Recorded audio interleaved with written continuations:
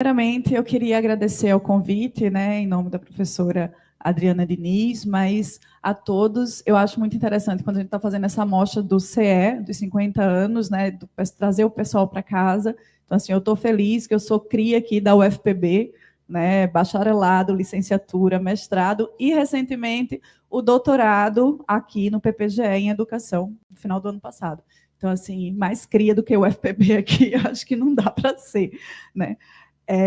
Outra questão que também traz no tema, né, que está sendo colocado da amostra, é uma coisa que sempre me inquieta, sempre bate na minha cabeça, essa inovação nos interessa? Eu acho que essa pergunta é uma pergunta que tem que estar na cabeça de todo educador, de todo mundo que trabalha com educação o tempo inteiro, porque o que chega, Richardson falou um pouco disso, que chega de inovação, que funciona muito bem, onde? Vai funcionar aqui? Né? Isso aí o tempo todo. Porque revoluciona a educação de onde? E a daqui? O que é que a gente precisa? Eu acho que cada vez mais a gente tem esse olhar, Richardson fez isso muito bem na fala dele, mas o que traz a amostra CE com essa indagação, eu acho que é uma questão que a gente tem que ter sempre na educação. Funciona muito bem, ótimo. Onde? Em que circunstância? Para quem? Então, assim, tem muitas questões, não é qualquer inovação que vai servir para nós. Então, assim, fazendo uma apresentação rápida, eu sou professora de sala de aula, de chão de escola, como o pessoal fala, há milhares de anos, eu já perdi minhas contas. Mas sou professora de sociologia, sim, aí tem isso, né, que me pegou. Porque eu sou professora de sociologia, e aí a educação me ganhou, né? Eu saí lá do bacharelado em ciências sociais. E fui ganha pela educação, porque não tem como a gente não ver de forma prática a política acontecendo, e a educação é o caminho onde ela mais acontece, né? Tem vários caminhos, mas ela acontece aqui, ela existe aqui. E aí eu sempre pensei, por exemplo, nada mais fortalecedor da nossa democracia, das nossas instituições, do que a gente ter o cidadão ativo. Esse cidadão ativo, ele só vai estar prontamente existindo e ocupando os espaços por meio da educação. É por meio da educação que eu sei qual é o meu direito, qual é o caminho, como é que eu me posiciono, como é que eu conquisto. Isso aí é uma estrutura que a gente faz mais rapidamente, mais facilmente pela educação. E isso é assim, um alicerce muito importante para as democracias, para a sociedade como um todo. Então, assim, eu estou falando isso tudo, minha gente, porque eu sou da sociologia, sou professora, porque entendi e fui vendo como a educação ela tem um papel extremamente central na nossa estrutura social. E aí, quando o Richardson estava falando aqui como estava funcionando, né, como funcionavam as conferências, e o professor Marcos também falou sobre essa questão de governo, política de governo e governança, foi algo que me pegou, porque, assim, quando o Richardson estava falando da conferência, da criação do Plano Nacional de Educação, ele foi falando e eu fui dizendo, nossa, como dá trabalho.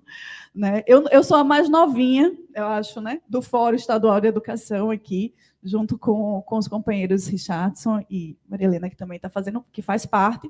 Né? Eu entrei mais ou menos em 2023, né, isso, então peguei o processo da última conferência. Então, sou do Fórum Estadual de Educação, sou do Conselho Estadual de Educação, representando o SINTEP, que é o Sindicato dos Trabalhadores e Trabalhadoras em Educação no Estado da Paraíba. Então, assim, estou entendendo que esses espaços eles precisam ser ocupados por professores. Esses espaços de política educacional, o professor tem que estar lá, tem que ver como é que funciona, tem que entender o processo de funcionamento dele, tem que intervir, e é a fala mais qualificada, que é o que vai dizer isso aqui não vai funcionar, ou isso aqui vai funcionar. Todas as vezes que a gente viu as políticas educacionais descendo de cima para baixo, como muitas vezes tentam colocar, ela não passava porque o professor não está convencido. O professor vai dizer, isso aqui não vai funcionar, não. E ele simplesmente não aplica. Né? Então, assim, é importante que a gente traga esse professor para essa atividade diária da função social que ele ocupa e desses espaços. Então, assim, quando... Pode colocar o primeiro slide. Eu fui fazendo slides, aí inicialmente tinha dito para ficar com a educação básica. Aí depois eu me dei conta do que é educação básica.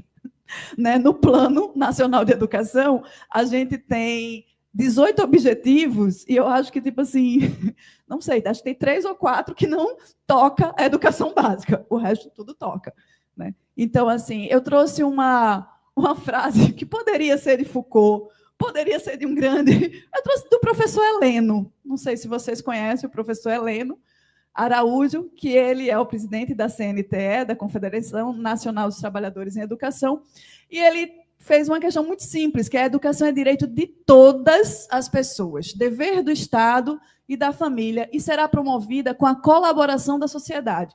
Foi engraçado, porque na hora que eu estava preparando o slide, isso me tocou de um jeito, uma coisa simples, não tem nada de estapafúrdio, não, mas me tocou de um jeito, porque o que Richardson falou aqui, minha gente, é algo fantástico que esse país promove em ano de conferência e na organização do Plano Nacional de Educação. O Plano Nacional de Educação, pode passar, por favor, o próximo slide, eu acho que eu trouxe muita coisa, não precisa, só o que eu deixei um pouco mais em destaque. O principal planejamento... para que serve o Plano Nacional de Educação? É o principal instrumento de planejamento da política educacional brasileira, né? Outra questão que é central visa garantir o direito à educação para todos, todas, todos. É esse o direito à educação que a gente precisa estar fundamentando. E a forma como ele é construído é de uma coisa, de um jeito fantástico. Eu fui pela primeira vez, esse 2024, em janeiro de 2024, para a CONAI, que é a Conferência Nacional de Educação, e tinha pesquisadores de vários lugares do mundo olhando, observando aquele fenômeno que era a Conferência Nacional de Educação no Brasil. Porque essa conferência, esse plano nacional que está aí, sendo votado, com várias emendas e tudo mais, que espero a gente conversar ainda sobre ele foi feito, sabe, em cada município desse país. Em cada região desse país saiu proposta para esse Plano Nacional de Educação. As pessoas que tinham essa capacidade de se mobilizar, obviamente que aí pronto, aí entra um debate que eles estavam fazendo sobre o plano de Estado. O Plano Nacional de Educação é um plano de Estado, ele é um plano de Estado, mas que passa por um plano de governança, por um plano de governo, e ele não se realiza em qualquer governo. Então, o governo ele oportuniza a construção desse Plano Nacional de Educação. E foi esse governo que está fazendo isso, e assim, me desculpe, eu tenho a prerrogativa de ser sindicalista, tá, gente? Quem não gostou. A gente tem um governo que está prezando pelas conferências, e isso é defender a democracia brasileira.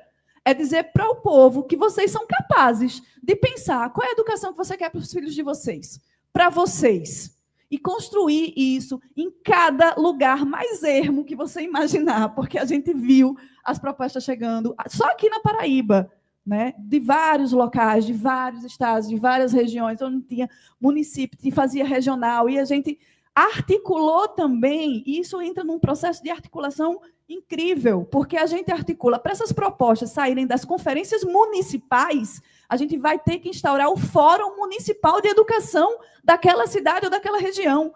Então, os professores daquela cidade ou daquela região, eles têm que se organizar e começar a pensar política educacional, proposta de educação. E aí, esses fóruns, eles se articulam regionalmente e municipalmente e trazem as propostas e constroem junto com o Fórum Estadual de Educação. Cada fórum estadual desse país leva delegados para a Conferência Nacional. É um caminho incrível.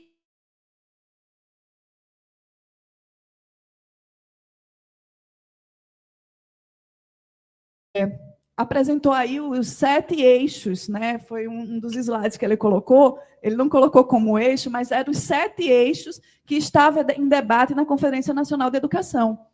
Então, o que está sendo votado hoje, o que está sendo debatido hoje, é algo que a gente precisa entender, e é algo assim, não é fácil mexer naquilo, não é com preciosismo, né? Porque a gente criou o Plano Nacional de Educação, na Conferência Nacional de Educação, escutando cada cidade, cada região desse país. A gente tem que entender que, óbvio, pode-se fazer emendas, pode-se pensar, mas mexer num texto com tantas mãos, de um cuidado, é algo que a gente tem que fazer com muito cuidado. Tanto é que, quando a gente estava trabalhando, eu disse, eita, é uma proposta aditiva, restritiva, a gente vai construindo o texto e morrendo de medo, porque é um grande leviatã que a gente acaba montando ali naquele texto do Plano Nacional de Educação, porque são várias mãos, são várias pessoas que tiveram essa postura de cidadão ativo e foram lá colocar a proposta. Eu quero essa educação aqui, eu quero esse financiamento aqui, eu quero essa educação para o meu filho, para a minha região. Então, assim, o Plano Nacional de Educação é isso. Não dá para, assim, me desculpe, eu me emociono, porque é uma coisa monstruosa mesmo. Né? E aí, depois de aprovado, né, que a gente está aqui esperando que seja, né, teve aí, eu coloquei, gente, eu fiz muitos slides, não vou conseguir passar todo, porque eu não tenho nem tempo para isso, como eu disse, era muita coisa, o desafio era muito grande. Mas teve também o substitutivo, né, que também Richardson já passou algumas questões, então eu vou passar um pouco rápido, mas... Nossa, deixa eu beber um pouco.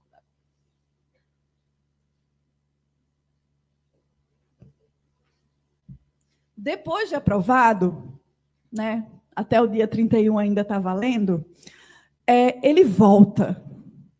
Ele volta como texto base para rediscutir os planos estaduais de cada estado desse país e depois, a partir do estadual, cada município e cada região.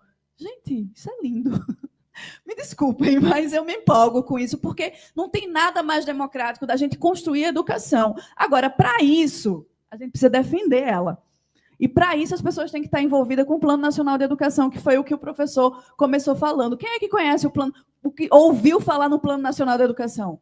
Poxa, a gente ouve pouco, mas é uma coisa gigantesca e é o que garante a educação para esse país. É o Plano Nacional que vai garantir o direito à educação para todos nesse país, e com todas as suas diferenças, né, com cada singularidade. Então, assim, gente, eu vou passar rapidamente pelos objetivos, porque foi o que eu acabei colocando, são 18 objetivos, Richardson já falou, 58 metas, 253 estratégias, ou seja, cada objetivo ele tem algumas metas a serem batidas. E essas metas, para serem alcançadas, têm estratégias de alcance. Então, é algo bem grande. Pode passar aí. Eu vou passar rápido, tá, gente? É só mais porque desconfigurou também. Eu não dou muito certo com essa tecnologia. Aqui só dizendo os 18. Pode passar. Pode passar. Eu vou deixar... Isso aí era o antigo, né? O Plano Nacional de Educação de 2014, 2024, tinha 20 metas, 52 indicadores. Ele tinha essa estrutura, a Lei 13.005 de 2014. A nossa, que está sendo hoje debatida, ela tem uma estrutura de 18 objetivos, 58 metas e 252 estratégias. Agora aumentou mais um objetivo. Né? Na verdade, é uma adaptação, não foi o 18, virou 19. Pode passar, é rápida, é só... Temos aqui alguns objetivos do Plano Nacional de Educação, que aí eu também não vou ler, certo, gente? Eu depois posso até facilitar o acesso aí para vocês, mas que como tem ali, acho que logo no início... Ui, bati? Foi. Agora eu não sei. Tá. Pode passar. Isso. O objetivo 1. Que seria ampliar a oferta de matrícula em creche e universalizar a pré-escola. Aí ele é formado todo dessa forma, certo? A gente tem um objetivo e tem as metas que vão ser batidas. Eu acho que hoje, uma das questões do substitutivo que a gente tem é o acompanhamento. Né? Hoje, por exemplo, o nosso plano estadual da Paraíba, a gente está fechando ainda o monitoramento do plano passado, que a gente está lá no Conselho Estadual de Educação, termina essa semana, né? A gente fica aqui. Então, assim, mas a ideia é que a gente não pode esperar 10 anos, né? A gente tem que ter esse monitoramento de forma mais constante, e isso foi um ponto que se avaliou de forma positiva do relator, que seriam, agora, a gente ter um acompanhamento bianual, né? De 2 em 2 anos, a gente poder estar vendo. Pode avançar, era só para eles verem, assim, a ideia era só mostrar para vocês os objetivos, né? Garantir qualidade de oferta de educação infantil. Pode passar. Pode ir passando, na verdade, porque leva muita coisa, né, gente? Leva muito tempo, e eu queria chegar só na parte final, porque é interessante que a gente pare para pensar a questão... Deixa eu ver. Opa. É aí, pode deixar aí parado. Tá boa. Que essa daí é a questão do financiamento, porque hoje o que a gente tem passado, e é algo que a gente tem que estar vendo, é o processo da privatização da educação básica, né? Por exemplo, o relator, ele deu essa proposta de financiamento, né?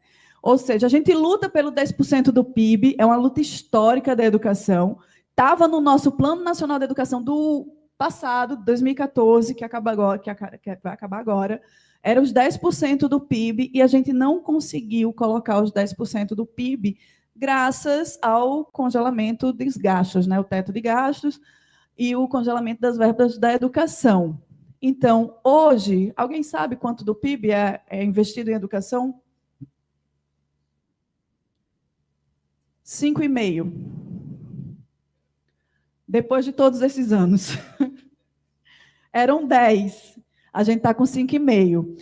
Aí o relator ele teve essa proposta de, não, a gente não vai colocar 10% do PIB para a educação, não, a gente vai botar 11%. 11% do PIB. E aí, o que vocês acham, minha gente?